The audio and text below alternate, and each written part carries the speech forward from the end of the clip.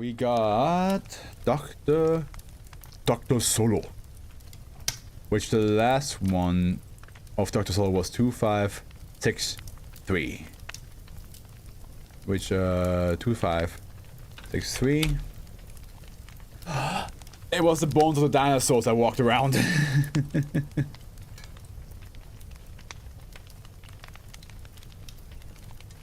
That's the one. That was a cool one.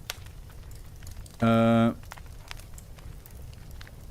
like the forest were like a bunch of dinosaur fossils are like walking around. Yeah. So next one from Dr. Soul is Narcotic Crustaceans. That's what a title. Narcotic Crustaceans. Of the class Euclid, special containment procedures SCP-2633 instances are to be contained in specialized semi-aquatic zoological containment chambers in the arthropoid.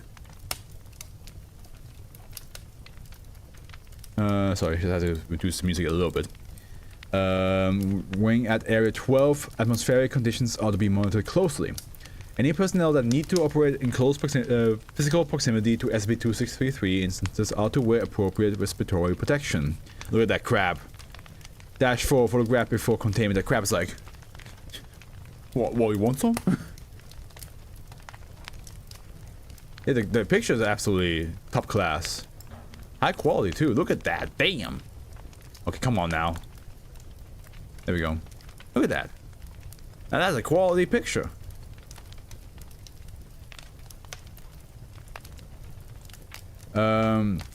Description: SCP-2633 refers to 5 individual Drongarthia lagostoma crabs. Terrestrial crab species native to 4 small islands in the South Atlantic. Instances are physiologically identical to non-anomalous members of the species. Anomalous properties manifest at a molecular level during the process of cellular respiration. Through an as of yet unknown process, each SCP-2633 instance produces a number of substances in place of the carbon dioxide that would normally be produced. Instances also conduct respiration at a rate considerably greater than normal, producing as much as 4 liters of gases every 30 minutes. Each instance produces a unique set of substances, as detailed below. -1 produces nicotine. Can you pass me the -1 crap real quick? Thanks, brother. -2 produces a cannabidiol and tetrahydrocannabinol. Oh my god. Tetrahydrocannabinol. -3 produces morphine, codeine, thebaine, noscapine, and bufferane. -4 produces salvinorin A, as well as several other terpenoid substances in trace amounts, and -5 produces water, vegetable glycerine, propylene glycol, and a substance compositionally similar to apple byproducts. The crab be like, you trying to smoke? Trying to smoke with me? Sponge puppy boy, you trying to smoke with me?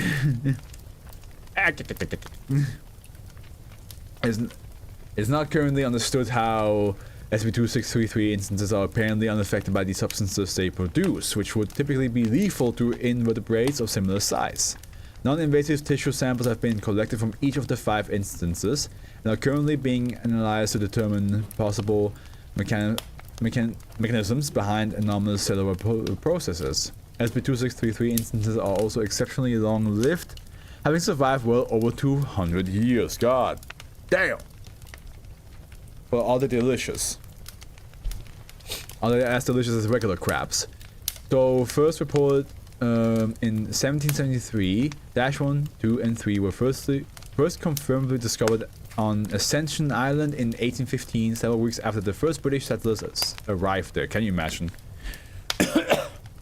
As a British settler, you arrive at an island, at a place, you see a crab, and you realize this crab is producing weed. A small volcanic island in the South Atlantic, currently occupied as a territory of the United Kingdom. Yep. British settlers. While Ascension Island was claimed and officially occupied for almost 2 centuries, permanent settlements were not established until the early 19th century. Gotcha. Said settlers captured and made recreational use of the instances for several years before they were taken by Governor Mark Wilkes in 1818 and presented as a gift to King George III, who maintained possession until his death in 1820.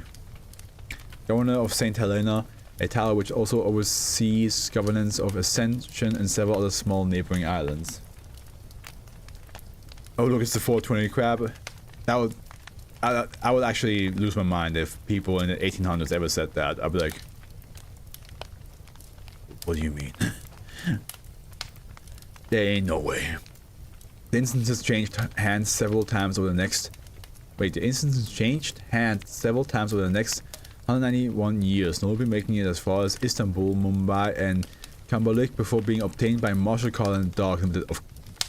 This is the first time where the MC&D did not create a weird SCP that's only beneficial for the high society, but all fucked up. This time they found one. They're like, oh hey, this thing is producing some high-level weed, and also some glycol, some alcohol and water. Objects were finally contained by Foundation personnel following a 2011 raid on the Marshall MC&D warehouse by Mobile Task Force Mu3 highest bidders, along with several other objects. Instances were relocated to Area 12 to join -4 in containment. You want me to play the voice note, don't you? No. It's not crazy enough. -4 was first discovered in 1997. It was believed to be responsible for a number of reports of delusions and erratic behavior among Allied soldiers stationed on Ascension Island during World War II. Though not in Foundation possession at the time, -1, 2, and 3 were known to the Foundation, and a containment team was dispatched from Key Largo to retrieve -4 due to its similarities to prior instances. -4 was not properly stored for the return voyage, and the entity's psychoactive effects resulted in the plane crashing into the ocean approximately 900 kilometers north of Hispaniola, causing the deaths of 8 personnel and the loss of -4. -4, or an entity with an identical anomalous properties, were rediscovered by civilians in 2002. So, 5 years later. On a public beach in Miami, Florida, causing an episode of mass delusions. Dubbed the crab panic by local news media, this incident has been largely erased from the public record via a specialized information operation.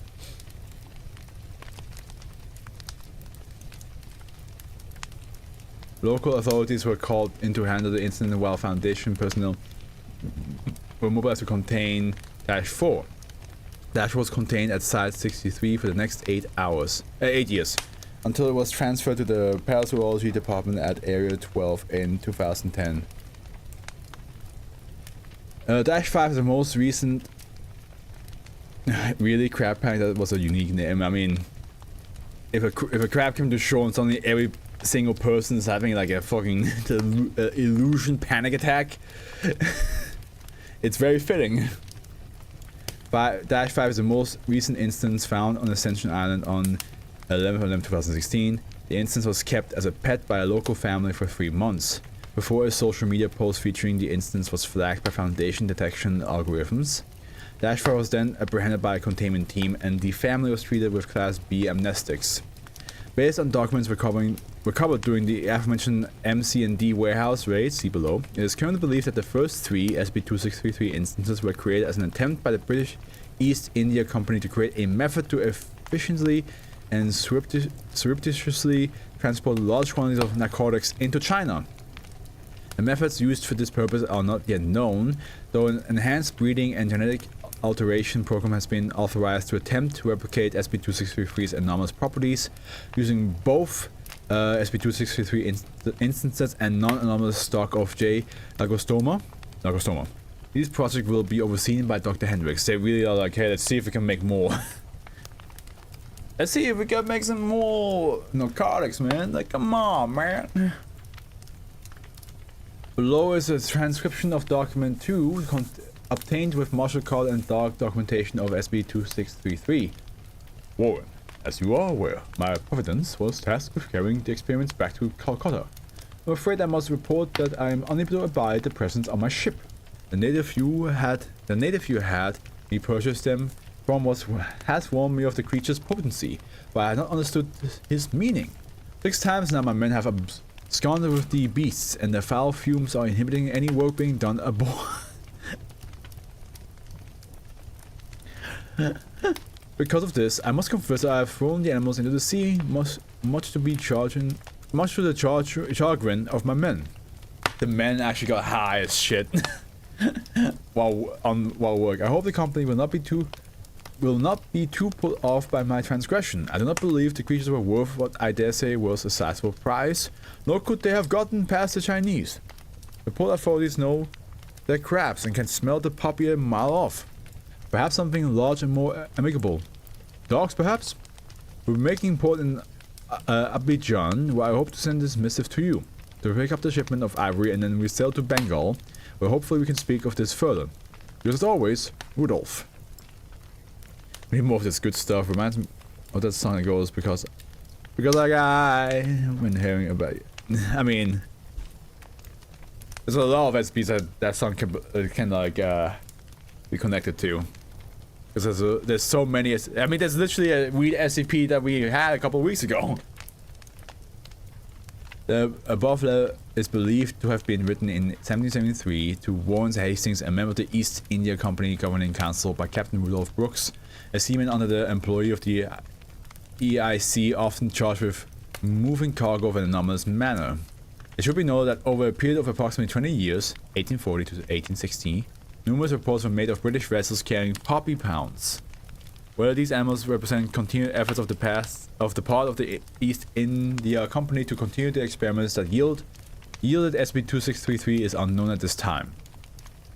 Additionally, research is currently underway to determine the identity of the native mentioned by Captain Brooks in the above letter.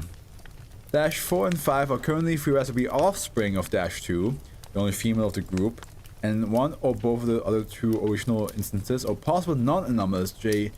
Lagostoma. How Dash 4 and 5 products were determined is still a matter of much speculation. Addendum: results of SCP-2633 breeding program updated 1st 23rd 2017. So we have some results now. Let's see what happens when you breed them. Like Pokemon. SCP-2633 instances have thus far refused to interbreed, though 2 broods of anomalous offspring have been produced as follows. A cross of Dash 3 with a non-anomalous female crab has yielded an entire brood, approximately 100,000 individuals. That's a lot. 100,000 individuals, whose blood and bodily fluids contain dimethyltryptamine in very high concentration.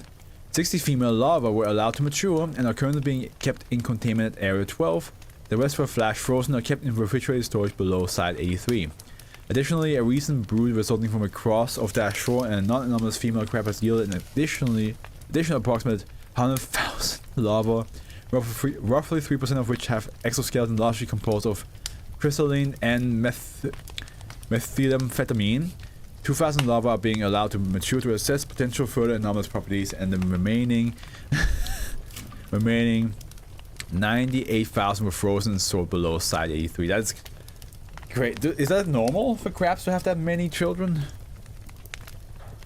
Let me see. How many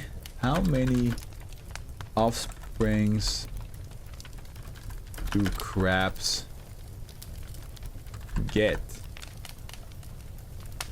Crabs can lay a vast number of eggs, sometimes in the millions, depending on the species. For example, a female shore crab can lay up to 185,000 eggs at a time.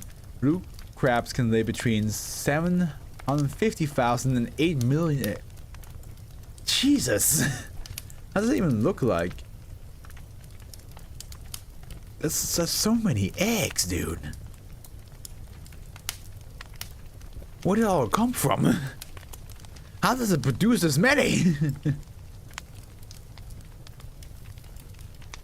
This SCP is wacky and cool at the same time, I must admit. I mean, if you were a little bit of a yeah, bruh, then I'm pretty sure you will have a good time with this one. I mean, I know that there's a lot of like aquatic creatures that lay a shit ton of eggs. I just never realized that crabs lay that many.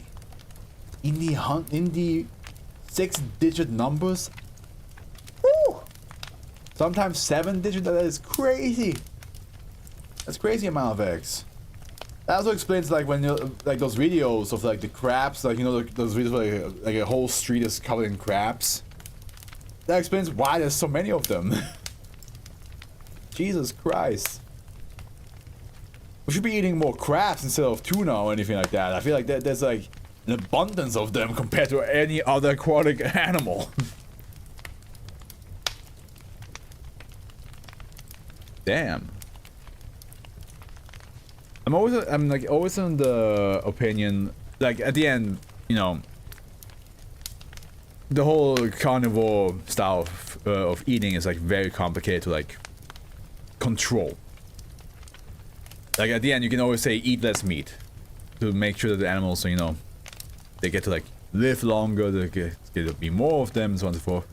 I personally think there should be like how fruits have seasons, and sometimes a store has a certain fruit because it's in season.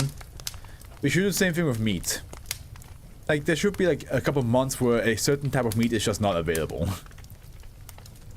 And they just let those animals, you know, reproduce, grow in size again. And then like after that you can have that meat. Of course, like I said, it's very complicated because we're all in the state we are currently. This would probably work if we had this system like 100 years ago. Then maybe that this would be okay to work now. But we're already at the part where like everybody can get whatever meat they want. So it's gonna be difficult to be like, hey, how about no? How about you just don't for a couple of months?